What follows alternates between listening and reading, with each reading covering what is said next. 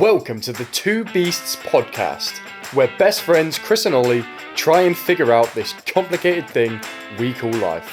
On this special episode of the Two Beasts podcast, we're super excited to introduce you to Dr Esther Fox.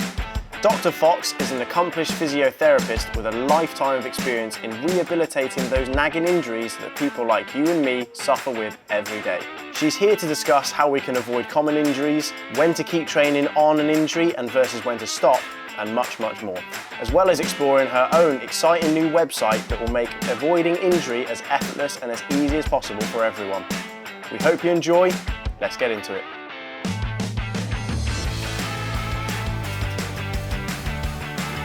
Based on the conversation I heard, I felt like this would be the best cut I'd for rather you. be climbing. There you are.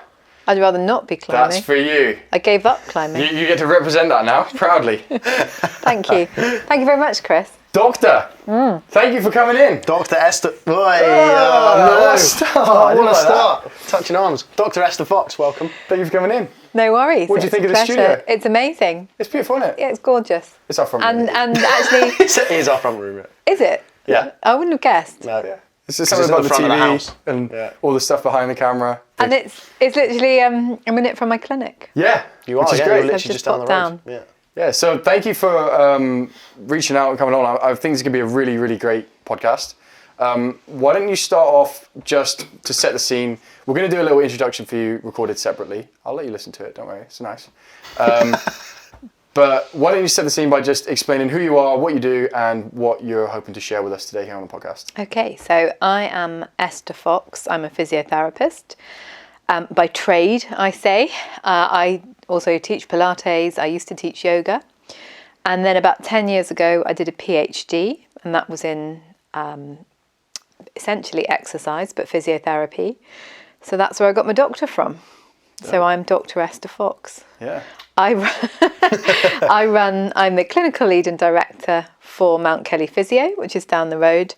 And then I've got a little YouTube channel called Esther Fox, where I'm starting to just upload some of my exercise videos, which are influenced by Pilates and yoga. Very good for managing aches and pains. And so what's the goal with the YouTube channel? What are you hoping to give to people when they come on the channel? What can they expect to find? Okay, so basically what I found through my years of working in physio was that you come and see a physio and they'd say, or a sports therapist or whatever, right, what you need to do is either mobilise your shoulders or get your shoulders stronger or get your back loosened off. And then back in the dark ages of physio, they used to hand you out a sheet of exercises, which my pet hate. Or you get given one or two exercises and you go out and you'd be like, oh God, I don't know what she said. Did she say right or left? Oh, I don't know. So on my YouTube channel, I've got a bank of exercises. So if you say have a bit of a stiff back, or you want to improve your glute strength, or you want to just work through some sort of Pilates-based programs, they're all there. So I can just literally go in clinic, right, Ollie, shoulder mobilization, click, click, YouTube link. You come home and you're like, perfect. Yeah. You knew exactly what exercise I needed then. Yes, I do. It's almost like I could read what was going on. Almost like you've It's done almost like physio I've on me treated before. you It's before, funny that. yeah. Shoulder mobilisation. Well, you're a climber, so Correct, obviously yeah. you're going to need to improve Yeah, that. everything in my shoulders. Yeah. And I got to say, I think as a concept that it would be insanely useful, because I had a rotator cuff injury about, I don't know, coming up 10 years ago when I was a kid, like very young. And it was all, you can probably tell now by my posture, like I'm very front heavy. Yeah. I'm very internally Do you lift rotated. lots of stuff, do you? I lift some Lift things lots of sometimes. heavy stuff? Yeah, sometimes. I couldn't tell. Yeah, and sometimes I forget about rear delts because they're kind of boring. You know? And you can't All be those bothered little to things. warm up. I can't, never. No, and never. you don't do any stability And work. I don't do any stretching. And you probably don't recover properly. I'm your nightmare client. Yeah, exactly. But you're probably lining my bank account. This is true. Yeah, absolutely. Yeah, I'm a disaster waiting to happen. Yeah. You're both the perfect and worst client, Yeah. essentially, is what Yeah, you are. yeah. Yeah. Touch wood, I've been fine for the last 4 years, but also I think that I'm probably like doing 4 years worth of damage, and that one day something will snap and then that'll be that, but we'll see. You're just waiting there, you're like, Yeah. You're waiting for the phone call. You're waiting for that phone call. Hi, it's Chris from the podcast. Everything snapped. Yeah. Well, hopefully it doesn't snap. Hopefully it gies you a warning before then. Before it snaps. I have had some warnings, to be fair, and I've rectified them. But Well done. most of the time it's just been like, if I've cleaned up form on certain exercises, then it tends to just go away again, and I'm like, Yeah. sweet. Well, no, that's quite good. Where do you lift weights, Chris? I lift weights in the local gym, so Meadowlands. That's not a very bodybuilder-like gym, is I'm it? not a very bodybuilder type guy. I like to keep humble. Cross training. Stay humble. What Always stay humble. What I like to do is go to somewhere where I know everyone's just starting out, so that then I therefore comparatively look more You're a big impressive. fish in a small pond. Exactly. No. You got it. You He got it. likes to be the biggest fish in the smallest of ponds. Yeah. And hey, if there's bigger fish, go smaller. No, you've got to change that mentality. Yeah. You've got to be always the bottom of the pile, and you're striving to get up with the sharks. I know, one day I'll get there. With jaws. Yeah, it's funny when I go to like a city gym, and then suddenly everyone's just. Hench. Yeah. Don't worry, they'll have more injuries. That's true. Yeah. Yeah. But what you were saying about the YouTube channel, like sometimes, a lot of it for me, like the fact that I don't still do shoulder mobility, is because I stopped training in that time for a bit, and dilly, various things happen, and I just forgot what those exercises were. Yeah. And it's so hard to track them down. It is. Unless you want to go and see another physio and start paying out money for injuries you don't even have yet. Yeah. It's for most people, I don't think that's a viable strategy. Yeah, and they're there, and I'd like to think that my YouTube channel is beautiful. The videography is beautiful on it. Who does your videos? You do them? No, I've got a professional. Oh, I've got a wonderful videographer called Jen. Nice. Jenny Weissmuller. I don't know what her professional name is, but she's up there in that there London. Yeah. Right, this is the perfect place for a Making Visuals ad break. No, I'm just kidding. Yeah, so that's great. So you're doing it properly. She does all my videography. She does a lot of. She specialises in videography for sport. So, and actually, I used to look after her when she was really little. Ah, that's nice. I'm her sort of adopted older sister. Yeah. Repaying the favour sort of thing. Yeah. Nice. Well, especially when it comes Always to camera work too, and when you have to present yourself to camera, having someone or some kind of situation where you're comfortable with. Well, actually, we've been working together for quite a long time. I think she might be nearly 30 now, but so we've been working together for a really long time, and she knows how to manage me. I'm a bit of a diva at times. Yeah. I wouldn't imagine that from you. I don't think high maintenance is the word. Somewhere in between. Yeah. Yeah. No, not somewhere in between. Focused, driven. Yes, driven. that's it. You know That's what you correct. want, and you're going to get it. Yeah, exactly Yeah, that. I feel completely the same. Yeah. And also you have options, because when you have knowledge in the industry like you have, you can choose what you do. The world's your lobster. Yeah. Correct. Yeah, absolutely. World's your lobster. It's your That's oyster. an interesting. It's your oyster. Hold on. It's an oyster. This is vitamin D part 2. Yeah, this is. Don't worry, because one of our most no. successful clips so far is me thinking that vitamin D comes from the sun. I No, saw that vitamin one. D I comes did from see oranges. that. You Excuse thought. me. Yeah, excuse me. Yeah. Vitamin C comes from oranges. Yeah. And vitamin D Vitamin- does come from the sun. There D you go. from the Yeah, sun. you've got it Yeah, now. you got Yeah. You thought it was the other way around, though. I the other saw day. that. That was the Yeah. difference. Yeah, that was the And you, Ollie, you corrected him. Yeah, I was You're correct. Like, no, yeah. I think No. vitamin C. Yeah, that's it. humblest day of my life. Yeah. Humblest day of my life. You've been humbled on the podcast already. So in your practice, you get, what would you say the primary kind of demographic? Do you get a lot of old people that are struggling with older injuries, or? Okay, so here in Tavistock, we have 3 kind of main categories of people, because I've actually got a few therapists who work in the clinic with me. Mm-hmm. So I'm based at Mount Kelly, which is a school just across the road there, and they have an elite sport pathway, and I'm their main physio. So we have the swim programme is internationally recognised, and now we have the Chelsea Girls football programme. So I do the physio and help to manage those teams. Now, one of the things that's been brilliant is we have amazing coaches, and we have an amazing strength and conditioning coach, and they, between them, have basically pretty much eliminated a lot of the injuries. Nice. So they're kind of half my workload. So Josh, if you're watching, thank you. There you are, Josh. That's how we shout out for Josh. Yeah, that's it. But yeah, Josh, well done. Yeah. And he does that. He has a really good land-based strength and conditioning program that all the athletes have to do. So that's one part of my work. Then I tend to do a lot of work with being in Tavistock. We've got quite a big rural agricultural population. So I've got my farmers, my riders, the kind of people who are working, grafting, milking cows, who go, Esther, I need to see you like yesterday. Can you see me immediately? My back's gone. And they're those kind of very tough, very fit people, look like Brian Martin. Yes. Our lovely friend Brian. Yes. Shout out Brian. Shout out Brian, yeah. Who suddenly, something goes and they want to be patched back up. And then I do a lot of orthopedic work, so people who've smashed up ankles, and that's referred to me from the orthopedic clinics or the orthopedic surgeons. And then I do a sort of separate line in kind of chronic and complex conditions. And they tend to be the people who no one else really knows what to do with and end up coming to see me. So quite a diverse client base. I actually don't see very many climbers. They never have any money. That's shocking. Yeah, they're also really terrible for just being like, oh, you've given me this and I'll do it for like a week or like a few, and then I'm fixed now. And then they wonder why they've injured themselves again. And it's just because they're terrible at focusing on it is basically. So we've got an amazing therapist in the clinic called Daisy Peters. Do you know Daisy? Very well. She climbed at, I saw you at her wedding. Yeah. That's the one. So she was a climber, she is a climber, and her husband's a climber. And she's a lot tougher than me. She just basically says like, why haven't you been doing your rehabs? I'm much nicer than she is. Yeah. She's a great therapist. And then I have another therapist who is a spinal specialist. So all of the spinal problems and complex spinal pain she sees.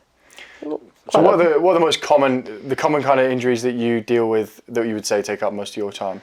Back pain, really. Back pain, knee pain, ankles, Achilles tendons, shoulders, necks, depending on who. Back pain. Back pain's a big one. And how often is it? Because one of the things that I was actually having a conversation with my mum about this, because my mum recently lost tons of weight, and she was finding it really, really difficult because she had knee pain, but also she was overweight. So how much of it is, because a lot of people say they can't train because they've got knee pain, and therefore they're overweight.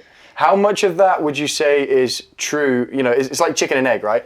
Do you know, I'm so pleased you asked me this question, and it's a really good one. And I think one of the things is, of course, if you're overweight, it's not going to help your injuries, and people do get into this vicious cycle. And one of the things that I think is really helpful as a therapist in this situation is to develop a really deep sense of empathy. Because there's no point if someone comes to you and nobody is unaware of their weight in this day and age, and people quite often will feel very ashamed of being fat, very ashamed of being overweight, and ashamed of being unfit. So it's really when you see these people, it's facilitating a way in which they can feel really comfortable about exercising. Now, if you've got really deconditioned, and that can be through injury, it can be through, work. You've been quite often, if you've been working really hard and you commute to work, and a lot of how the world is set up now doesn't really facilitate people exercising as much as they did even 20 years ago. It can be quite overwhelming to take those first steps to doing exercise. So I always say to people when they come and see me, look, you've got to do something. The body's made to move. Your muscles have to work.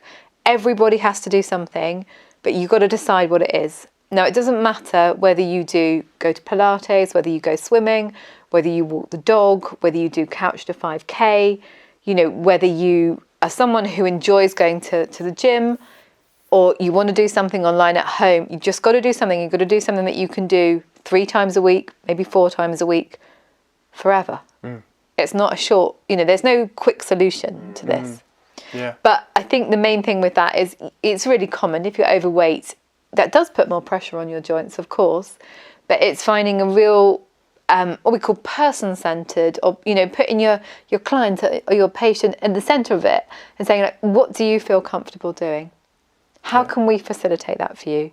Yeah. I think we also have to take on board that at the moment, the way that the world is, mortgages are going up, food prices are going up, wages aren't going up, inflation rate's going up, people are having to work more, there's a lot of stress going on, people comfort eat, all these things. The world is not centering towards people being fit. No. And my goal really is to make it easier for people to be fit. Yeah, I completely agree. And I think your profit margins are going to go up. I think you're going to be more and more in need as time goes on, because the world is...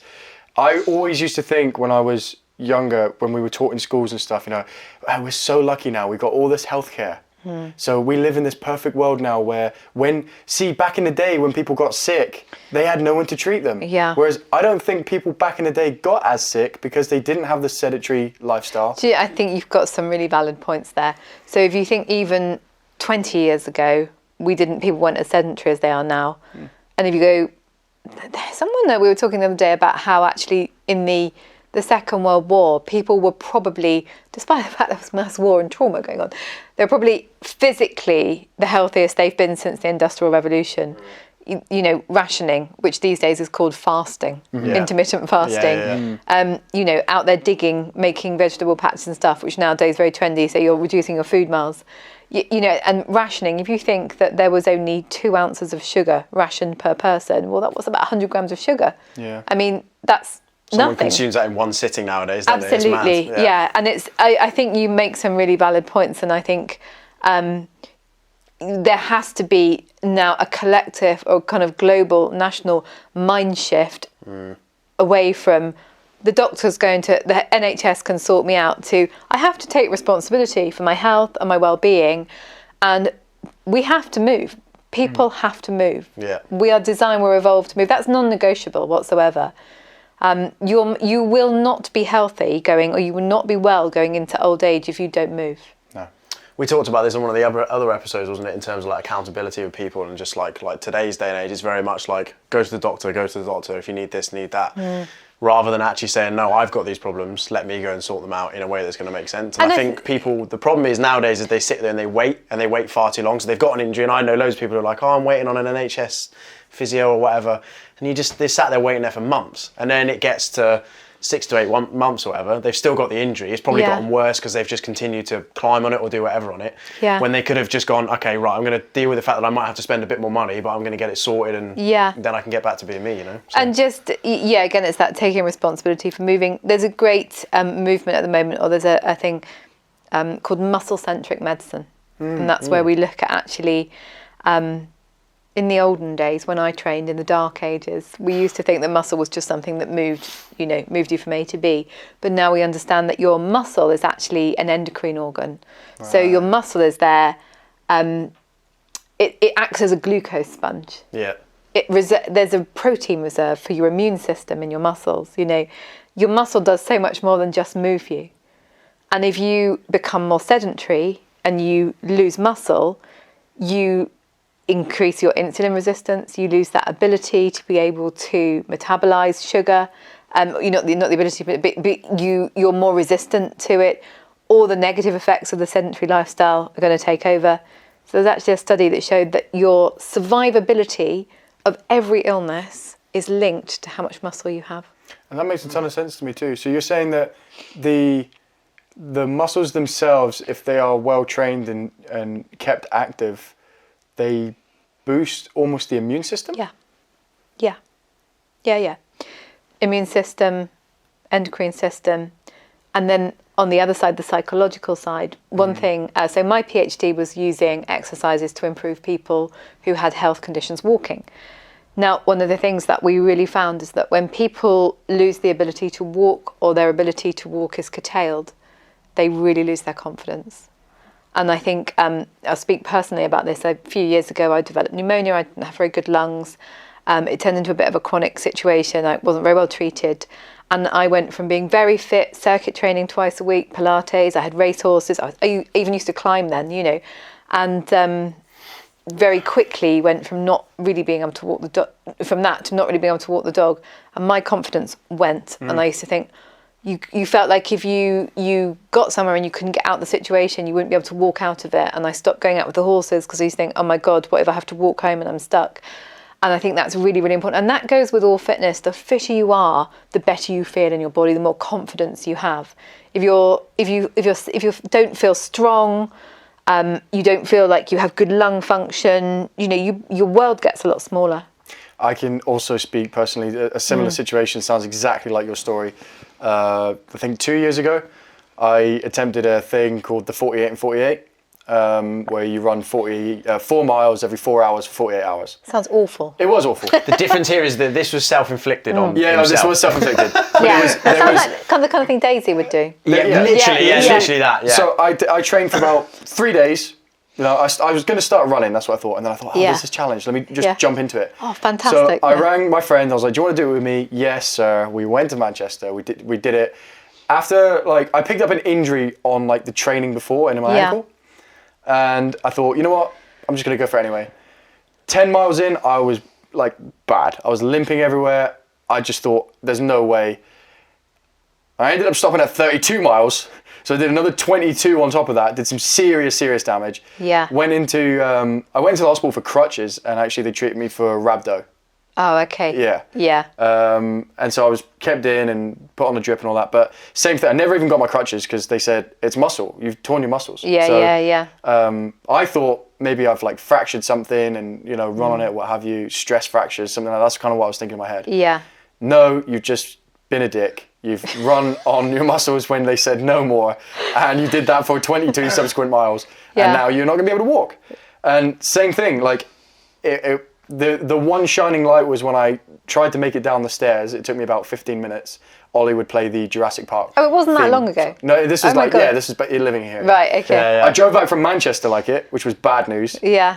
But I bought myself my own crutches just for convenience, so I could get around. And same thing. Like, it was fine for like the first 2 weeks. Yeah. And then once it really set in, that like 2 weeks later, there's still zero improvement. Yeah. My morale plummeted way below baseline. Yeah, way below baseline. And then it took me like 2 or 3 months probably for my mental to recover, even after my injuries were long gone. Yeah. It just makes you wonder why even less. It seems to me nowadays that even less people are getting into exercise, and you just think like, why would you not? Because they hear stories about dicks like me getting themselves hurt. Well, yeah, if you inflict it on yourself. You know what I mean? But the whole thing around mental health nowadays is a huge thing, and you just think if everyone was able to have some form of exercise, like whatever it is, whether it's, you know, walking the dog or going to the gym or climbing or football or whatever it is, like the world would be an incredibly different place. Well, I think the trouble is that yes, absolutely, people have to take personal responsibility. I'm not saying that at all, but I just think the world is now set up that it's too easy not to. Yeah, agreed. Yeah, 100%. Which, you know, again, when people come in, and everyone knows deep down that you need to do lots of exercise and you shouldn't be eating loads of rubbish. But people come in and when they see me, they're almost like embarrassed about it. And I think that's a barrier in itself. And they're like, oh, no, I should do more. And I do say to people, look, yeah, you do have to do more. But look, everyone's got to work. Once you've got kids, you've got a mortgage, you've got to pay the bills. You know, you've got to factor it into your life, haven't you? It's much harder to get that into your life. Yeah. And you have to find time for it. And then again, I think it gets into a vicious cycle. People don't exercise. They feel lethargic. They don't move. They don't want to move. They get a bit depressed, and then it's difficult to break the cycle. Whereas when you do exercise, you do the right amount of exercise, you feel better, you have more energy, you sleep better, you get up better, you eat better, and it's, you know, that. I think it's kind of like as well, a bit like when you were really young, you know, when first-time drivers learn to drive for the first time, they know they shouldn't speed, but they speed. Yeah. And then one day they have an accident. Yeah. And then they say, oh, fuck. Totally that. And I think it's the same thing with health. It's like everyone knows you should do fitness, but I've been going 30 years strong and I'm not. I've been fine. And then suddenly you pick up some kind of chronic pain. Yeah, well, actually, I used to, I say loosely friends with a guy, and he told me that he worked in the city, and he told me he was going to start getting fit at 40. And I was thinking to myself, why are you waiting until you're 40? Like, what's happening? Why can't you start it now? Also, what's going to change when you're 40? Well, that's such a random, like... It is tempting to get into that, though, because I took, like, a year and a half, maybe 2 years off training, and my 23rd birthday, I bought myself the gym membership there. That's when I started training again properly. Yeah. And when I used to be able to do, you know, 3-4 sets of 10 pull-ups, absolutely fine. And then when I went back in that time, I did like 6-4-2, and I was done. Yeah. And at the time, because I knew that it's such a simple thing to do. Exercise is actually really simple. Yeah. Like you get given it, especially when there's people like you that have YouTube videos that literally have all the exercises laid out. Yeah. It's so easy, but that's also what makes it difficult, because I could do that anytime. Yeah. And I caught myself doing that at the gym. I was like, you know what? This sucks. I'll come back in like 6 months. It's fine.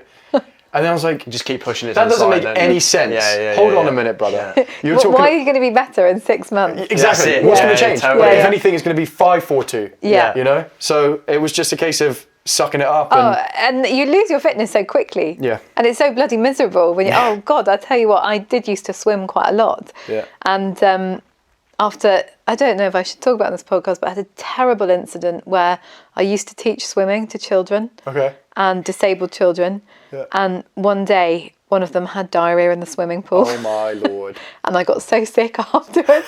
I didn't go back in the that's swimming the pool for worst. 10 years. Oh, It that's like. scarred me. It gave me PTSD. Yeah, no doubt. Oh, don't blame you. That's rough, man. So after 10 years, I got back in the pool at Mount Kelly, which is a 50-metre pool. Well, quite frankly, I thought I was drowning. I'd lost so much fitness. Yeah. I was like, It's scary. Yeah. but you it have was- to just push on through. You do, Yeah. and especially Yeah. with swimming, because you get panic and stuff too when you can't breathe and you're in the middle of the length, and if you're trying to like not stop. Doggy paddle out. Yeah, exactly. Bit Yeah. embarrassing in the 50-metre pool with the Yeah. elite swim squad. No, Yeah. Swimming all past you like fish. I only really started learning to swim like a year and a half. Oh, it was when around the same time I injured myself. Yeah, 'cause yeah, that was yeah. the one thing I could do. You could swim, yeah, Yeah. it's not weight bearing. but I couldn't. Did breathe. you sink with all your muscles? I You I were a little sink. bit like, you were a little bit, whatever you call it, non-buoyant. Non-buoyant. Non-buoyant, yeah, for a Yeah. while. And Until then you you learned the technique. with your weightlifter's shoulders, you couldn't quite You just get sort there. of dive. Well, all I had to do was just lean forward more. Once I figured that out, I was all good. Yeah, you just had some technique to overcome. Basically, it, just try and swim down, and then Yeah. I pretty much am flat, Yeah, and yeah. straight. Yeah. Anyway, that's a perfect time because believe it or not, I told you it was 25 minutes. real quick. 25 minutes already That's it. done. That's it. What's up, you winners? Thank you for listening to the Two Beasts podcast so far. Just to let you know, this podcast is sponsored by Maven Visuals Ltd.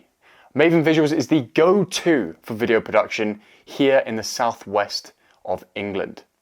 So if your business needs fresh, engaging video content that will be sure to bring new sales into your company, then don't hesitate to get in touch at www.mavenvisuals.com. Back to the podcast. All right, welcome back. So where were we? We were talking about Diarrhea in swimming pools. we were talking about diarrhea in swimming pools. So Yeah, we were, yeah. yeah.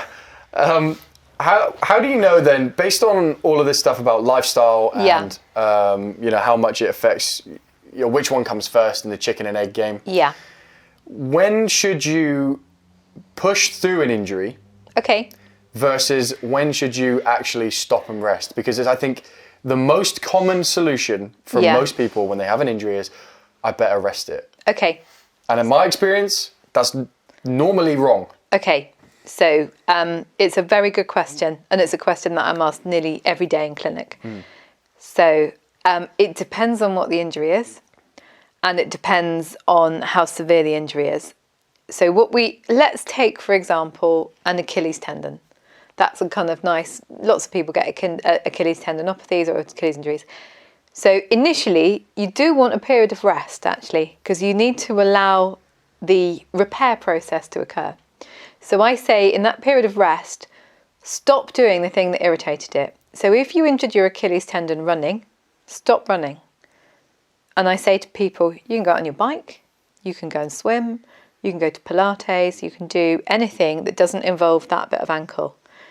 Then we have a period of strengthening and rehabilitation. So with an Achilles tendon, we want to be stimulating the collagen in the fibres of the tendon to realign and repair. So we'd say with the Achilles tendon, sort of 6 weeks to 3 months, then we're going to start gently reloading that tendon. And then from the 3 months to sort of a year period, you're going through the rehab process and the strengthening process. So obviously it depends on the severity of the injury, the duration of the injury, how you did it. That's just a kind of broad guideline. Now, the trouble is what you don't want to do, and I saw this today exactly. I saw a lady who'd fractured her ankle, and unfortunately, I don't think she'd been terribly well managed. She was a very anxious lady, and she had completely stopped doing anything at all. She'd literally taken to a wheelchair. So she turned up in my clinic in a wheelchair with a fractured ankle, too scared to use crutches in case she put any weight on it, and unfortunately, she'd lost a lot of her strength overall. So it's finding the balance between resting the injury and keeping your strength and fitness. Now, different types of tissue or different injuries will have different healing timescales. So I always say to people it's better to break an ankle than to do your ligaments in your ankle, because bones actually heal very quickly. Bones have got a great blood supply. Most of the time bones heal, or they get good callus formation within about 6 weeks, and then you're looking at about 3 months before you can really, you recovered. A ligament, you're looking 6 months. It's going to take forever. They've got really bad blood supply. The collagen fibres don't heal quite as well as the repair of the bone. So it depends. Muscle injuries get better really quickly. So depending on what type of tissue it is, again, nerves take forever to get better. You don't want, I'd say, I use two things. I use a pain scale and an exertion scale. So a pain scale 0 to 10, and it's very subjective, and all you die-hard physios out there, don't shoot me down for using this, because everyone goes, it's not completely reliable. But so as a rule, 3 out of 10 pain when you're exercising is fairly normal. I'd say I'm probably in a bit more pain than that when I'm exercising. Certainly if I'm doing some of those harder glutes Pilates moves, that I find them really hard. But 3 out of 10 pain, I'm not even raising an eyebrow at. 4 out of 10 pain, okay. You've got a tendon injury, 4 out of 10 pain, probably where I want you to stay. I don't really like people going much above, with an injury, 6 out of 10 pain. Now, everyone has a different kind of threshold with pain. 6 out of, when it starts getting a bit sharp, that's when you want to start backing off a little bit. So this pain scale is in the irritated part. So if you have, like, say, your ankle pain, that's 3 out of 10 ankle pain when running, let's say. Yes, yeah. So, and 0 being no pain, 10 being the worst imaginable pain. Yeah. And again, it's a bit subjective. I was going to talk people around it, but you want to be able to say, I pulled my Achilles tendon, and I wanted to get back to running, and I was sort of running around 3 out of 10 pain. I'm not really too fast. 3 out of 10 pain, you can chat through, can't you? It's like, it's not really there. But if it started to get a bit like, you want to back right off that. Same with fractures, really. There will be conditions when it's acceptable to push on through pain.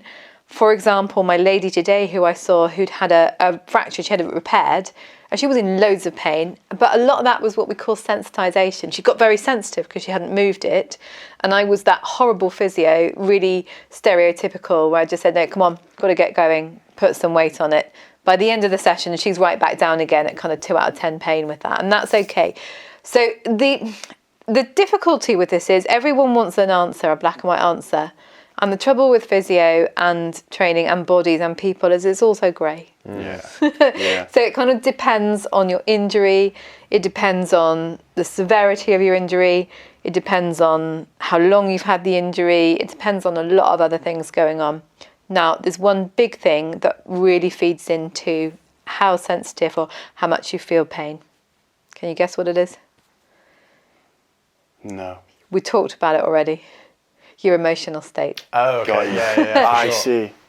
Now I'm going to talk a little bit about how your body understands pain. This is a really interesting story. I find it really interesting because I'm a bit of a geek. Yeah. But so if your body interprets pain based on the threat that pain is causing you, okay? So this is why people who've got chronic back pain or really ongoing nasty pain, that their body is overreacting to the threat of the pain. So, and I'll explain how this works. Imagine you were running from here to Tavistock and you fell over and you tripped over and you broke your ankle. How painful would that be? That would be fairly substantially painful. Okay. Yeah. So your body perceives that your ankle is broken, that's a threat, but you've probably got your mobile phone on you, you're probably quite safe. You could probably get to hospital quite easily. We're assuming you've just gone for a jog. Okay, now we take that situation. Imagine you're in the savannah of Africa and you're on a safari and you've got out the Land Rover and they've driven off without you. And then you run to try and get to the Land Rover and you clock a lion and you trip over and you do exactly the same injury, but your body doesn't register pain. You get up and you run back to the Land Rover. Adrenaline. It's adrenaline, and it's also how safe your body perceives you to be in that situation. Your body knows that if you don't get back to that Land Rover, you're going to get eaten by that lion. It blocks all the pain. So your primary drive there is survival. Yeah. And that, for example, is why pain is such a grey area. It's like you can have the same injury, but your perception or your reaction to pain will be different. I get it in the climbing wall all the time when people like fall off and they break or injure certain things, and the difference in their reaction. So I had a guy, well, one of the coaches down there actually fell off the other day and snapped his femur. Yeah. And he didn't have any like screaming or anything. Like, he was pretty like stone faced, whereas I get other people who fall off and just like twist their ankle and it's like they're dying. It's literally like the end of their world, you know. It's quite impressive, the difference in people. And exactly. It's almost like it is kind of, there is an element of mind over matter, completely, right? with pain. Because I did so this is kind of on the same topic. You might find the story interesting. This is about gluten intolerance. Yes. So, did you hear about the study with the gluten intolerance? No, tell me. So, it was, I think, a chocolate bar or something like that. They got 2 groups of people. I'm not actually sure how they got away with this ethically, but they did it. Yeah. 2 groups of people, all of them gluten intolerant. Both groups were gluten intolerant.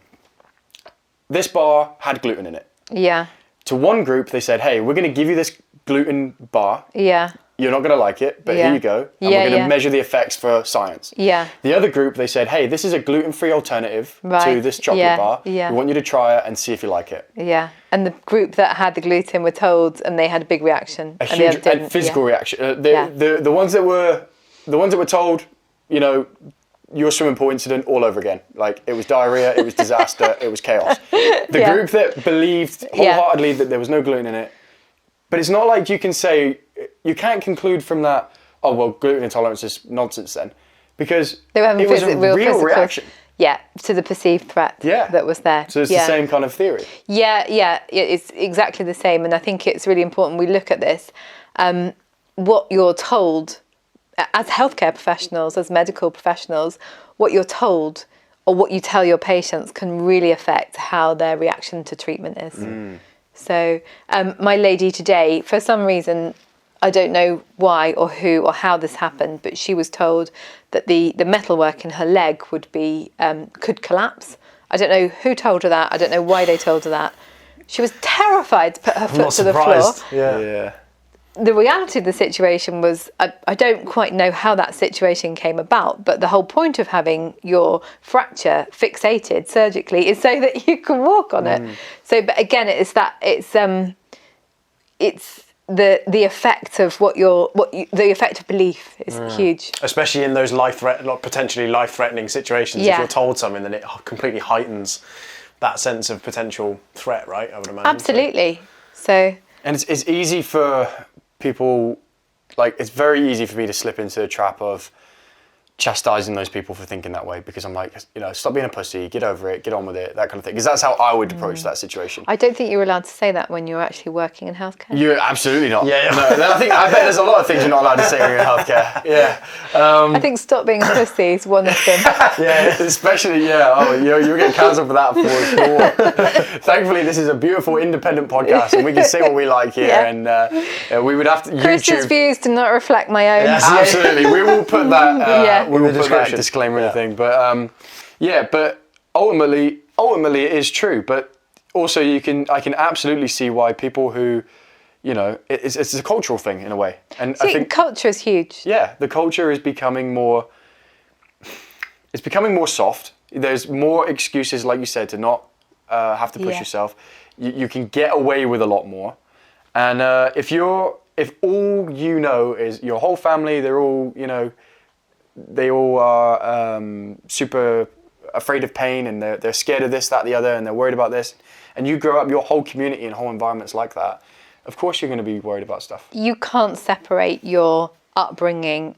It is immensely difficult to separate your belief system from your family and the culture you grew up from your experience of the world. And I think that's probably one of the things that I've learned as I've matured. Yeah. Like to think I'm quite a tolerant person. Actually, you might not agree, Ollie. No, I'll tell you what. Reasonably tolerant person, and I think as I've grown up and as I've been working in healthcare now for a long time, I've become a lot more laid back about all this kind of stuff. Because actually, yes, you do have to take personal responsibility, but the life that feeds into that. There's a great book, actually, I don't expect either of you read it. It's called It Didn't Start With You, and that's sort of the impact of it's not really my subject area, but family trauma, on how your parents' relationships, their parents, how that's fed into who you are as a person. Yeah, it's absolutely very easy.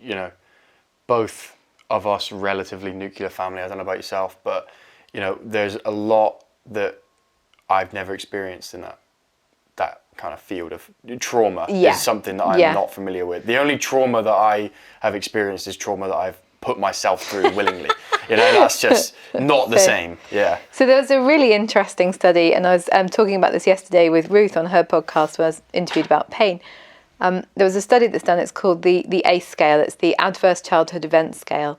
And this is where they followed children who had been subject to abuse and neglect, paternal drug use, traumatic events in childhood, and followed them. And so if you basically have a high score on this, so you've been subject to, parental drug use or significant trauma, your outcomes for healthcare and illness are much worse. To the degree where they did a study where they looked at people having back surgery, so same diagnosis, same MRI, same surgery, same procedure, and if you had a score of 3 on this scale, so you had quite a traumatic childhood, your chances of recovery from this surgery were 15%. Wow. Whereas if you had a score of less than 0, you had an 85% chance of recovering. And I also feel that. I feel that in the positive sense. Like, I feel you've had a very robust, resilient. Right. You're a very robust, resilient person because you've had a good parental upbringing. Yeah, I feel it's and part of it probably is youth, and most young men think they're invincible for a time. And how old are you, Chris? 26. Yeah, so I'm sure I'll get humbled one day, but I also feel like just enjoy this period where you're doing or not, please. Yeah. Enjoy this invincible 20s. Yeah. Someone was telling me the other day about how they started eating like 20% fat beef, and that now gives them indigestion for days, and now they can't eat anymore because they hit 40. So like I have all this to come, But I feel the positive effects of that, and I think I want to nurture that to a certain degree. I think that's really nice, and thank your parents. Yeah, absolutely. Yeah, they deserve to be thanked. Yeah, they deserve to be thanked. They've been through a lot. Just looking after you. They had an easy time, to be honest with you. Yeah, they had a pleasant time. I think they enjoyed it overall. It's like, though, when you talk about robustness as a kid, it's like my sister's just recently become a mum last September, so nearly a year now. That's mad. But just in terms of the difference of how she's very much a case. You see a lot of mums when like their kids fall over. They make eye contact and it's constantly like, oh my god, it's all right. And then the kid's like crying all over the place. And my nephew, he's knocking his head around and doing different things. And my sister's always like, you're right, but never runs over to him. And I feel like bringing a child up that way and learning for them, allowing them to learn those things and learn the lessons of touch a fireplace is hot. Okay, well there you go, you won't do it again, right? Yeah. Whereas if you're constantly smothering them with too much love, then they have this sort of Michelin man type suit round them where they don't want to go and hurt themselves or anything like that. Your mum really overexcited about having grandchildren? Massively.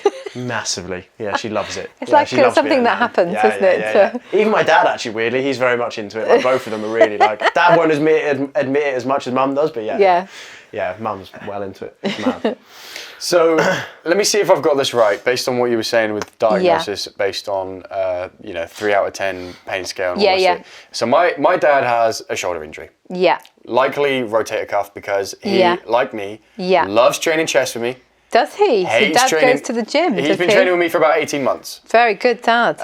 And he looks insane. His transformation's huge. He's done really, really well. He's a dishy dad. He's a dishy dad. And he used to, when he was, he's coming up 50 now. He looked more like 50 when he was 40. Yeah. He had the dad bod. He used to wear suits and stuff for his job he had at the time. Maybe a cardigan. He was balding. He looked horrible, to be honest with you. And we often laugh about his before and after photos because thankfully he came on a few shoots with me. Yes. So I was taking behind the scenes photos and stuff. And between them and now, completely different.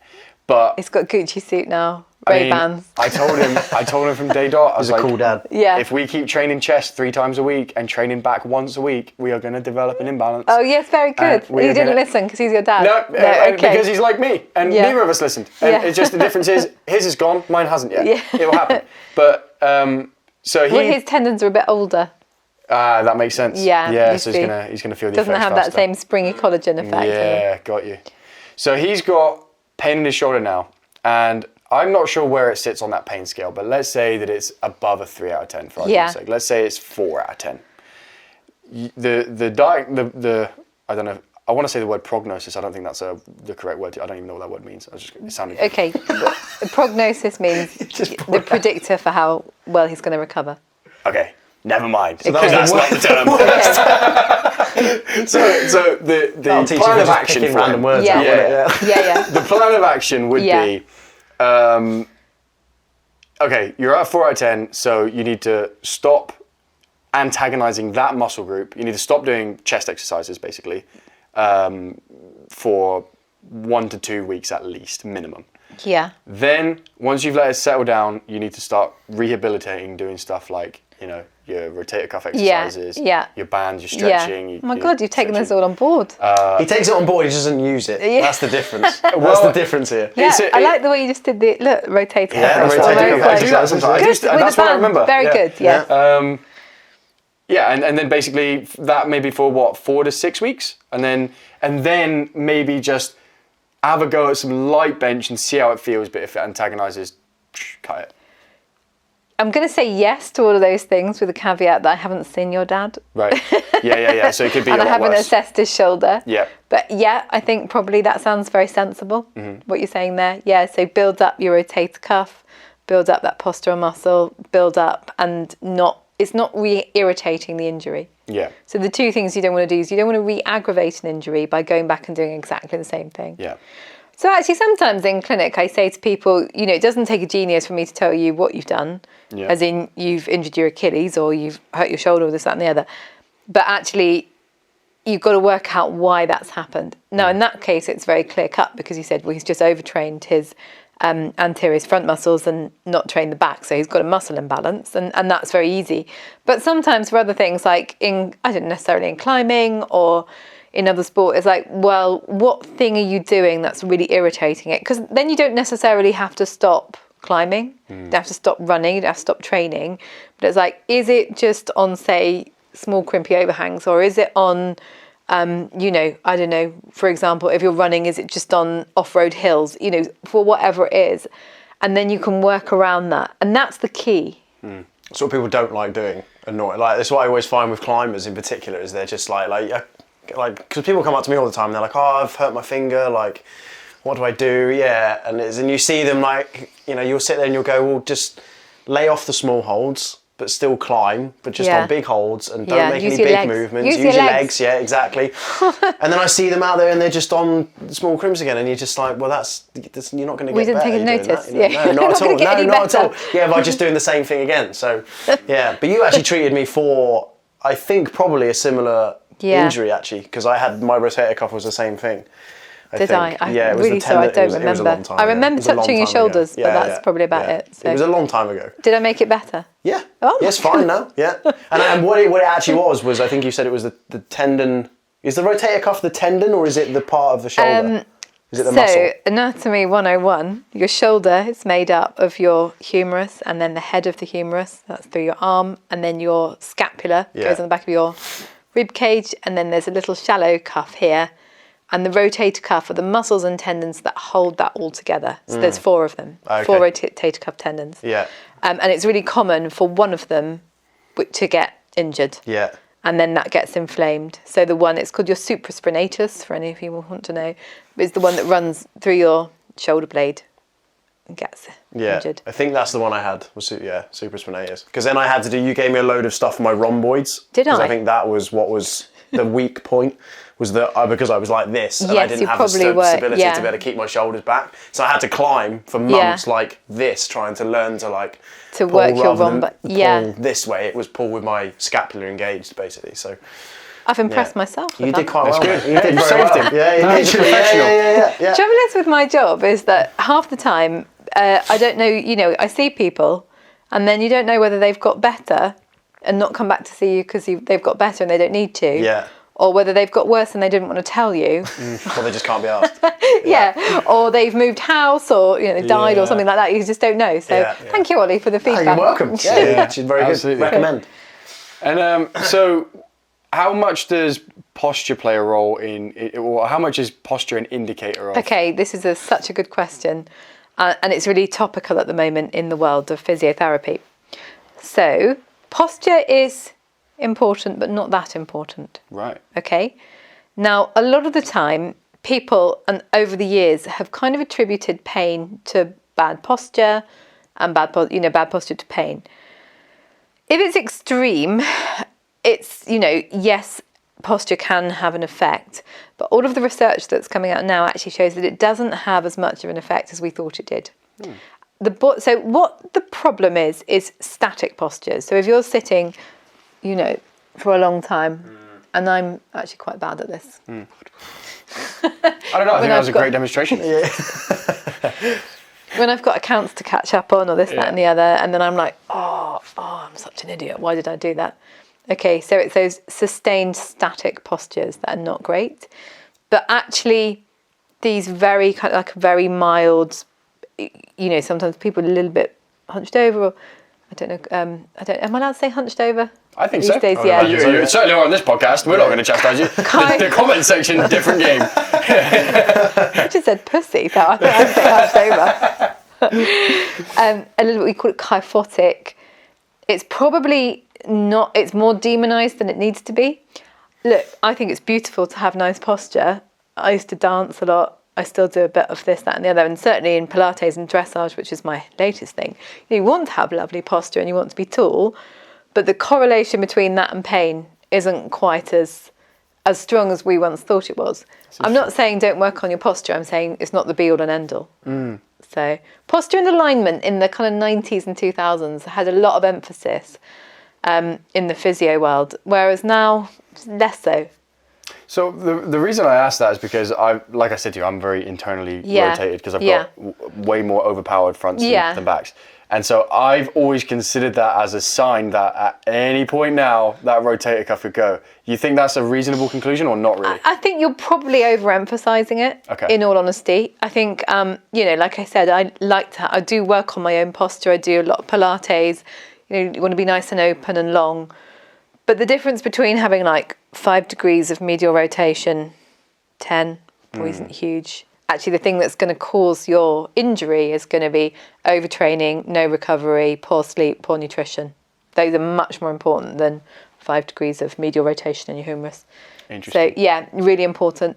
And that's kind of how I drill it. And, yes, of course, stretch, open up the chest, do thoracic rotation, do all of those. But I wouldn't, maybe in weight training because you're putting quite a lot of pressure through, but it's not as important as your recovery. Wow. Today's fact, and I'm very excited about this, one of my old friends, Jo Meek, is an elite ultra marathon runner. I don't know if you know her. No, I don't know. So if you're into running, you know Jo Meek, but she's a GB ultra marathon runner. She's the same age as me, roughly. We trained together back in the dark ages, and she just used to run, do loads of marathons. And she never really gets injured. She's really, if you think of her, how far mountain marathons, how much she runs. And we were talking about yesterday, and what she said is she's really selfish now. It's taken her 20 years to learn this, but her recovery is everything. She factors in naps in the day. She, she's really, like, recovery is everything. And I think that's one of the things that in the earlier years of physio, there was a strong emphasis on posture and alignment being kind of responsible for all aches and pains, whereas now we're moving much, much, much more to looking at your training volume, your strength and conditioning, your mobility, your recovery, your hydration, how much sleep you've had. So that I've got so much more to ask you on, but guess what? That's another 27 minutes. What's up, winners? If you're loving this podcast, make sure to drop us a 5-star review on Spotify. And if you aren't already, be sure to follow us on our social media channels. That's YouTube, Instagram, and TikTok. 2 Beast Podcast, the number 2 Beast Podcast. Let's get back to the show. And the thing is about the fitness industry generally, and we are back now. Okay. Back. No, We're please back, don't everyone. swear. No, we're back, everyone. I think the fitness industry has historically suffered tons of overcomplication. I 100% agree. Financial basis, 100%. Absolutely. Yeah. Like if you need this supplement and this supplement and this, and it's also kind of another thing I found out about studies linking food to certain cancers and all that kind of stuff. It's You can't really, yeah. You can't do it. You can collect a lot of information that suggests it, which you can then use for marketing. But is it actually good There's no science? solid evidence to suggest that there's actually a link. Yeah. But again, it goes back to that topic of everyone's different, right? So It's what really- is going to yeah. affect one person isn't necessarily going to affect a different person in the same way, you know? So So going back to the part about posture not actually having that big an impact, what's way more likely, it sounds like, to cause an injury is, say, training the same muscle group 2 days in a row. I'm not going to say 2 days in a row, but I'm going to say overtraining. Yeah. Okay, so when I did my little shout out to my strength and conditioning coach, he writes these great programs for athletes. So he's developing strength. Yeah, they do a lot of strength training. They are lifting stuff. Even my swimmers are lifting stuff. But that's balanced in with mobility work. It's balanced in with rest days. It's balanced in with conditioning and cardiovascular fitness too. So it's a broad base of training. As a rule, I don't work with bodybuilders because they're a blooming nightmare. What can I say? We are. Yeah. But it's that, and again, one of the things that we push quite heavily at Mount Kelly is that until athletes get to the stage where they're, high level elite athletes, we try to keep their programs really broad. So even if they think that they only want to swim, we're like, no, you've got to do land-based training and sport because of the muscle development, the need to be weight bearing. And I say you've got to keep it really varied. So overtraining, if you're lifting heavy things and you're only lifting, you're only working your anterior muscles here, mirror athletes, I call them, you're probably going to run into trouble. What you want is a more balanced body, is a more, a body that you can do lots of things with. I got you. So it's not necessarily, okay, you trained chest 7 days this week. That's going to be a problem because you trained already sore muscles. That's not necessarily the primary issue. The primary issue is you trained chest, but you didn't train back. Yeah. it's all about balance, isn't it? Yeah. Yeah. Interestingly, actually, I did some work with military personnel. I used to see quite a lot of Marines one way or another. And I used to find that their fitness was so functional because actually what they had to be was strong enough to go into battle. Yeah. And so they need to be able to carry weight. They need to be able to run. They need to be mobile enough to get under a fence, that kind of thing. They need to bash down a door. Compared to the mirror athletes that I saw who would be hench but just have no functional fitness whatsoever. And I think that was it took me, I was quite pleasantly surprised when I used to see these guys running around with carrying what they called logs around Limpston. Oh, logs, yeah. Yeah. I thought you were going to say rifles. I thought rifles as well. Yeah. It's that functional fitness. I mean, I completely agree because I train like a mirror athlete in a lot of ways. Like it's in terms of, I don't care about how I look at all. It's a safe space here. I don't care. Say that. I don't care. I haven't cared for that. I was saying this to Ollie and Johnny earlier. For about 6 years, when I started training, it was all about how I looked. Yeah. Because I was a skinny kid and I wanted to look better. Yeah. And lo and behold, I get a rotator cuff injury because I'm internally rotated, because I'm looking at the mirror, I see my arms, I see my chest, I don't see my back. Yeah. And that was absolutely the issue. For about 6 years ago, I've reached a point where I'm actually quite happy with how I look. Like, it's fine. I don't care. Good. So I don't train for that reason anymore, which is why it's easier to stay uninjured now and all the rest of it. But when I come up against Ollie, who climbing, there's a lot more function, a lot more body weight kind of stuff involved, in the training process. He'll smash me at any kind of functional fitness type of thing.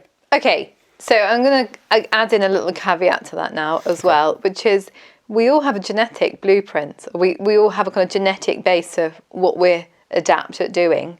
Ollie's naturally a great climber. Look, he's really light, you're always going to be a great climber, and probably you're naturally going to veer towards doing stuff like rugby and lifting heavy things, because that's how your genetic makeup is. Interesting. Yeah. To what degree do you think it's genetics versus environment? Do you think if I started my life again and I just did climbing and I ate and dieted for climbing, do you think I would be as good a climber as I am a weightlifter now, or do you think that... I don't know how good you are at weightlifting. I'm all right. Big fish in a small pond. Yeah. I don't know is the answer to that. Yeah. I think it depends on how far you want to go.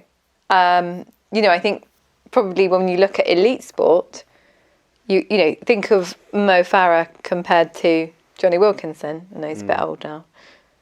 Name me a top-level, high-level rugby player now. Can't think of any other names. Oof. I mean, rugby's just a bit... this would be popular, this clip, but rugby's just like it's out of fashion now, right? Is it? I don't know. I don't really care about it. No. I mean, it's big in Wales. Yeah, I'm trying to think now. Welsh rugby's pretty good. Yeah, Is this making me look middle-aged? No, I don't think at all. No, I don't think so. I mean, also you're talking to people that don't really play team sports. Like, Okay, I'm not really fair into team enough. sports, so yeah, maybe it's just I'm me. trying to think of Matey Boy who plays for England, who's the Samoan guy. Okay, let's move on. Anyway. So let's say Google we it. have these strapping rugby players, and then you've got Mo Farah. How much is training, how much is genetics, and how much do you veer towards? If you're going to be an Olympian or you're going to be elite, you're probably going to want to have some natural talent at that. You're going to have to train, but you're going to have some natural talent. Yeah. So, for example, Mikey from the climbing wall, and naturally an amazing climber, isn't he? He's light. Yeah. He's lean. He doesn't really put weight on. No. But he has a training mentality. He trains hard, compared to somebody, for example. Tell me a strapping man. Chris Ollie. from the Two Piece podcast. Yeah, Ollie from the Two Piece Yeah, podcast. Yeah. Damn, I got in there first. I tried to throw myself in there, didn't I? Yeah. You can't sleep on these No, opportunities. I know. When they come, you gotta take them. Jump in. Okay, so you're probably going to find climbing those 8As a little bit harder than Mikey would. Yeah. Yeah. So. I mean, it's just- absolutely. Yeah, I in would get terms- smashed at climbing. Yeah, and then of course you get your runners who tend to be those sort of naturally quite lean. They're quite stiff. They kind of run off their ligaments, and then you get your very hypermobile dancers. And almost you have to have a degree of hypermobility to be a good dancer, to be able to get into the splits and with your hyperextensions in your back. The phrase that I heard that I've been carrying around recently is you can be anything you want, but you can't be everything you want. Oh, that's a good one. Yeah, you can be, and I just wondered how much, in your opinion, from a genetic level, that's true, because I agree. I think naturally people are built, even just the basis of height. I mean, Yeah. if you're taller, you're going to find running, striding, probably easier. Basketball. Basketball. There's quite easier. specific. Yeah. Yeah. There's some sports where genetics play a huge role, right? Like, Yeah. I would not be in the NBA. It's just not going to happen. Yeah, you can train as hard as you want. Literally, I could be the best basketball player in the world. I just don't think it was going to happen because I'd be competing against these 7-foot monsters. You'd know be what I mean? laughed at, wouldn't you? Yeah, I literally would. Yeah. I'd be like Marvin the Martian in Looney Tunes trying to play basketball. In the same way, I'm not going to be a 90s supermodel. Yeah. I'm short. Yeah. I'm quite dense. Yeah. So Everyone's set up a certain way to be. yeah, Not that you can't be as like you can't go and do what you want to do. Obviously, Yeah. if I am set for climbing, but I wouldn't say I've got the genetic basis in terms of like my arms are probably slightly on the shorter side, my legs on the shorter side. I'm slightly more stocky, but I make up for it in other areas, and I think that's the other thing. So who was that climber that everyone used to lose their shit over? lose their shit Oh, over. who was it? What was his Chris name? Sharma? Yes, Chris Yeah, Sharma. yeah, Yeah.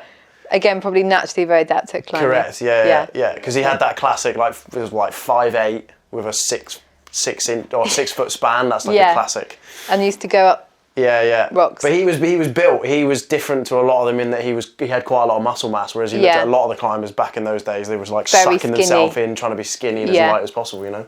Whereas he came along and he was jacked. So, yeah. Going into the posture thing was just blew my mind. The fact that that's actually not nearly as important as people say it is. I think it's a really profound point, and I'm glad I know that now. I'm really happy that I've made a profound point. Yes, you've made many, but that's the one that stood out to me. Sticks in your mind. God, it's just difficult, isn't it? It's difficult. What other common misconceptions? Can you think of any other common misconceptions that really, really frustrate you that people have when they come in? Okay, so as a physio, my big one is alignment. And Right. it's phasing out now. Now, when I trained back in the dark ages, alignment was everything. And you'd be checking people's pelvises were aligned, and you'd be attributing all their pain to a slightly misaligned sacroiliac joint, or your fifth lumbar was slightly out. And the stress that it caused me when I used to, and I actually had one boss who used to come and check my patients to check that I'd aligned their pelvises properly. And then all the research that's been done now has shown that that's actually just utter nonsense. Oh my God. And so if I ever treated you and told you were completely misaligned, I'm really sorry. I was going on the information I was given at the time. Yeah. So the pendulum swung really one way. I was like, no, you don't need, it doesn't matter. Nothing can, it's not important. Don't try and do anything. And I think actually probably the truth sits somewhere in the middle with all of these things. Yeah. If you've got a massively shifted pelvis, or you're really contracted in a muscle here, or you're kind of, that's going to have an effect, but it's probably more muscle spasm. So again, that's one of the things too that people, and it is phasing out now, but it was huge that you had to check out the stress that it used to give me. Yeah, no doubt. Yeah. So posture and alignment just aren't as important as the emphasis they were given. So now I think probably the movement will go, I don't know which way it will go now. How important is mobility? Again, it depends. Mm-hmm. The grey area of people. So everybody has, we all have a kind of inherent stretchiness of our tissues. So some people will be very hypomobile, very stiff. Quite often you see these very tense, tight runners. Their collagen in their ligaments actually quite tight. They have a lot of tightness. It's not bad. It is what it is. And then you get the other end of the scale. You get people who are very hypermobile. That's how they're born. They're very stretchy. Those people tend to go and be contortionists, and that comes with its own set of problems. So if you come to me and you have an injury and you're really hypermobile, you've got very stretchy collagen, you dislocate your thumbs, your ankles roll over, you get a lot of pains, then my work with you is going to be towards kind of stiffening you up and stabilizing you and doing exercise like Pilates, which is really going to help to tighten you up. If you come to me and you're really stiff and you're really immobile, then my work with you is going to be maybe looking at increasing your mobility in your joints and in your muscles. So it depends one. It depends what's causing the problem. So you can improve your flexibility by stretching, or by doing dynamic stretching, and by doing the right things. You can improve your stability by doing the right type of exercises. And this is where it's individualized. So it's like those whole grey areas where I just say, it depends. It depends. Yeah. Depends on the person, depends on what you want. All right, well, let me give you a tighter example then, because maybe that will give you something more to work with. I'm very hypo. You're tight. Tight, yeah. And I've always attributed that to the fact that I've been training for about a decade and I've never once consistently stretched. Okay. And so I assume that just by muscles breaking, rebuilding, they just get tighter and tighter and stiffer and stiffer. To what degree is, one, that true? Yeah. And two, to what degree could I train myself to be a contortionist? Okay, so you're probably not going to become a contortionist, but you can improve your flexibility. That's that dream squash, mate. Honestly. Horrible. You can be anything you want, but not everything you want. That's right. Yeah. So you're probably not going to become a contortionist, but I think you've got a good job as a videographer. Yeah. So you don't need to. Okay, so that's fine. We can move on. No, I don't need to make money. Yeah, that's fine. Right, we don't need to join the circus. We're all right. Yeah. We're good for that. Yeah. Not yet. You'd be a strong man in a circus instead Yes, of a contortionist. exactly, That's yeah. the thing. Okay, fine. That'd be the difference. Fine. So you can improve your mobility and your flexibility, but you're probably never going to be able to, bend backwards, bend forward. I'm quite hypermobile. I'm quite bendy. And I used to teach yoga, and then I stopped teaching for various reasons. And then after 5 years of not practicing yoga, I could quite happily teach a class. So I've got that inherent kind of bendiness. I have my own set of problems from it. My ankles are terrible. So again, it's sort of, I need all my work. I do actually work on flexibility now because I'm a bit older and a bit stiffer. But it's that whole, you're not going to be able to make yourself something that you're genetically not, but you can improve your flexibility. So. Got you. So do you think that I'm at assuming I don't do that, would you suggest that I'm at a higher risk of injuring myself in the gym because I'm not as flexible? Again, probably not in the gym, because actually your injury rate, so if you're lifting, that's a very controlled movement, but you might benefit from being more flexible for, life. Yeah. When you decide to hoover. Have you ever hoovered under your bed? You have to go right down. We actually couldn't be bothered, but we ended up hiring a cleaner. And she came here 2 days ago, and that's why the place looks like so. She does it. Okay. And our hoover was broken because we never used it. And she said, could you please just buy a new hoover? And I basically said, I just can't be bothered. So now she brings her own. She's very, very good to us. She is very good to you. I hope you pay her well. I did. I try to. Yeah. I give her tips. And on time. This month. Actually, just look down there. Yeah. She looked up because I forgot this month. But this is the first month I forgot. It sucks. But yeah, she's very good. Okay, so if you ever have to, maybe let's do something that's going to conform to some gender stereotypes. Okay, cool. Could you maybe change a tyre on a car? Oh, come on. Yeah, sure, why not? When you're all bent over, in a bit of an awkward position. If you've improved your mobility and flexibility, you're going to be less likely to strain yourself. I see. Yeah. And I guess as you get older, everything stiffens up. It's terrible. That's more likely to I can't see myself bending down to change a tire now and go, oh, my back. But as I'm older, you're saying that that's more of a likelihood, so that I should try and be flexible now to mitigate that. Yeah. Cool. The sooner you can do it, it's always going to be better, right? Yeah. Leaving it again, like you said with that guy earlier, he was like, I'm going to wait till I'm 40 to do that. You're like, well, why would you wait till you're 40? Just do it now. That's it. Why would you carry on drinking and being immobile and overweight? Correct, yeah. Sorry, if you know who you are, I'm sorry.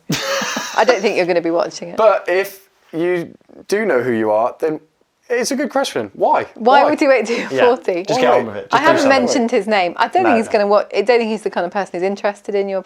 But if you go viral, he might be scrolling through one day and be like, Is he 40 now or not? Yeah, same age as me, so he'll be 45. Oh, time for accountability check. Yeah, he's missed it. We expect 5 years of fitness. If you're watching it, I'm sorry, but you do need to crack on now. Yeah. But also, if you exactly. If you haven't trained, you should. If you're watching it, I've seen you on Facebook recently. I know we haven't met up, but it's not looking good. You should probably do some fitness. It's bad news bears for that guy. Yeah, whoever that guy is. Yeah, he's a lovely person, actually. I'm sure he is. I'm sure he'll take it well. Yeah. And if he doesn't, we can beat him up. Yeah. So, in terms, I'm still because. A lot of these things have blown my mind. These are things that I've been really worried about. Oh my God. I've been myth busting. You have been myth busting, and I really appreciate it. So posture, not that important. Alignment, basically not important at all. It's just silliness. Unless it's extreme. Flexibility can improve. It can improve, and it is less likely to cause me injuries in the gym, more likely to cause me injuries in life. And when I get older, it's more likely to be a problem. Yeah. Start now. Like sunscreen. Got you. Put it on now, and then when you're as old as the hills, you won't look old. You won't look old. Ah. Yeah. See, I don't do that either. So start using sunscreen now. Yeah. Sunscreen. Vegetables. We had a physiotherapist on the podcast, and she told me to put sunscreen on. That's going to be one of the captions. Physiotherapist explains why sun cream is important. Yeah. You'll be like, what? Yeah, it's really important. 10,000 views later. Yeah, look at my skin. You've been using sun cream regularly? Always. Perfect. And I'm 60. There you go. No. I don't believe that. That was good. That's the right answer. I trusted you until you said that. Now I'm starting to think posture's important. No, I'm not 60. But it is important to wear sunscreen. It's these little things, these little preventative things that you can do now that are going to be really beneficial. Prevention, not cure, right? Absolutely, yeah.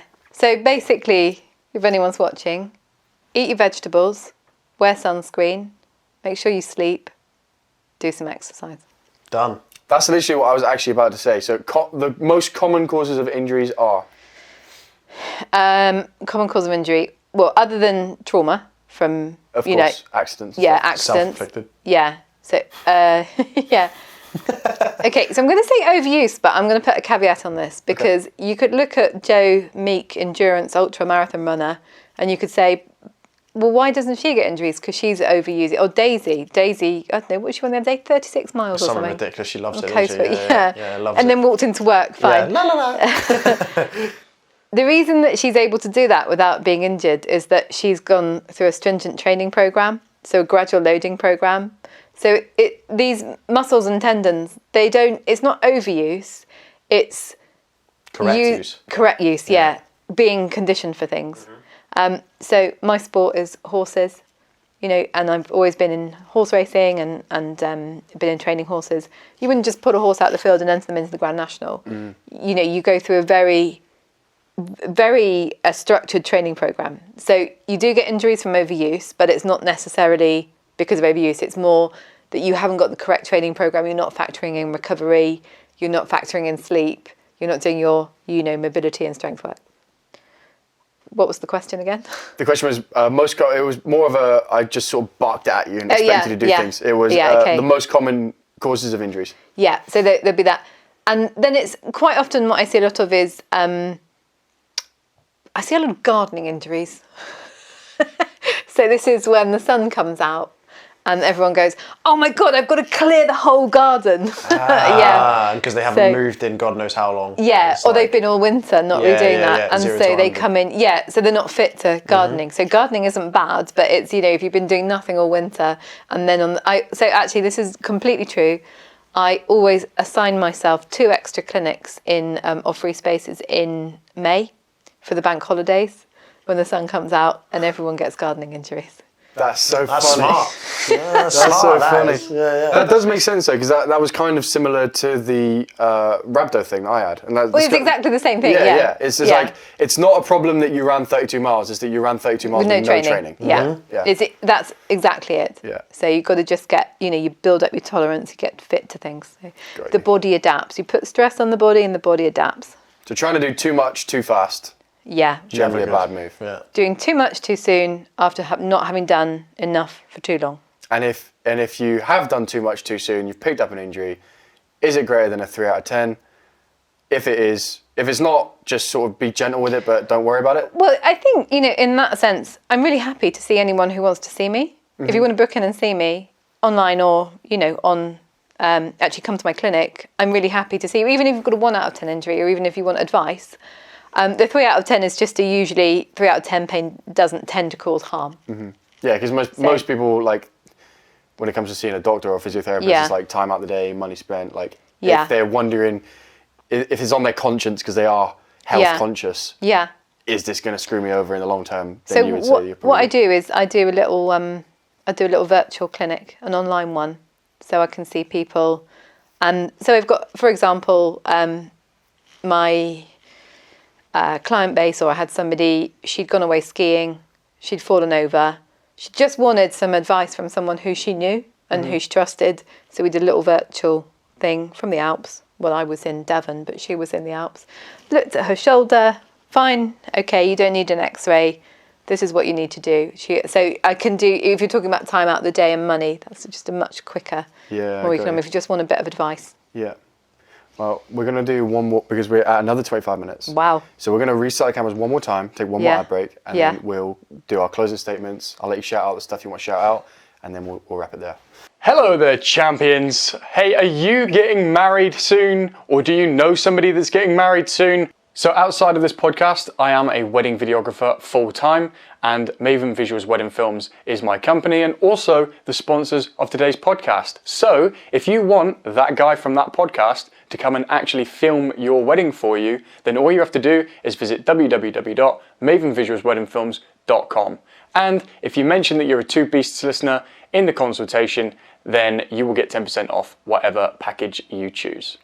All right, see you then. Back to the podcast. Camera on. The camera's on? Yeah, we're Hi. rolling. We're rolling. Hello, we're back. Yeah, we were just seeing we were just talking about YouTube there for a wee tangent after the break there. That's what happens when Maven Visuals Wedding Films drops an ad in. We end up going off topic, but there you go.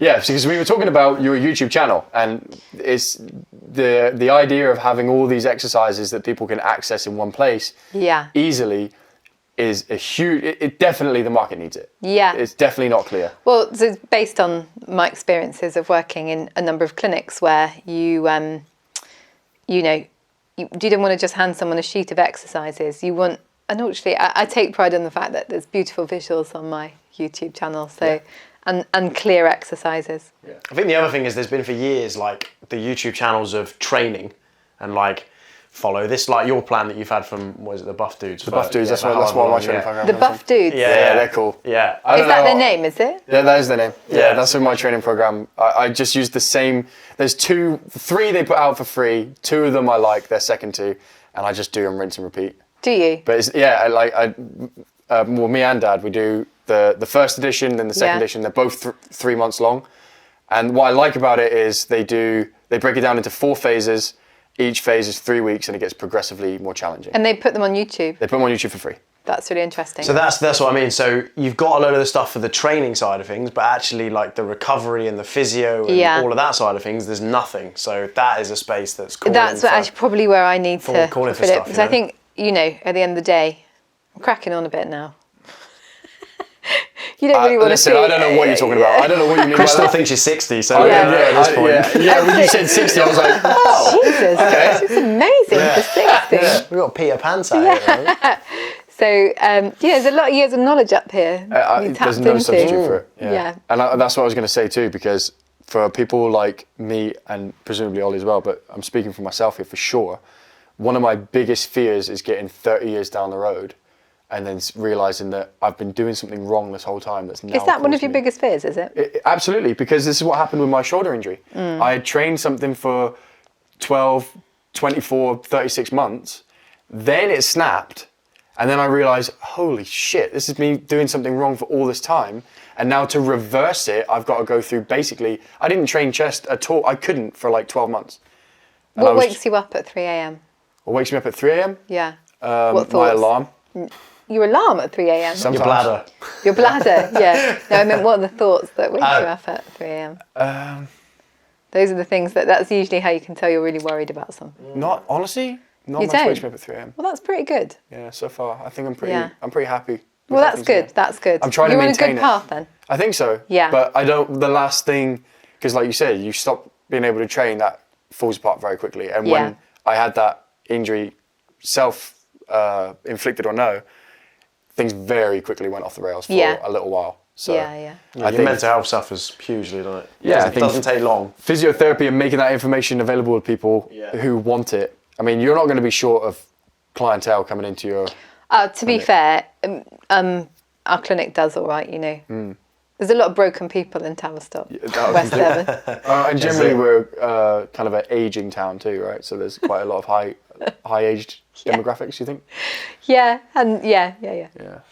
So I think you'll have plenty of stuff to do, especially as time goes on and we get more and more sedentary and. Yeah, well, you guys aren't going to be more and more sedentary. No, less so I would say. I want to go back, even less. I want to go back to the dark ages. Yeah. The dark ages you speak of, I want them. I want to be there. I want to go back to like that kind of wartime period, where I think there's a lower expectation on you. I want to go back and have some chickens in the garden and a vegetable patch and.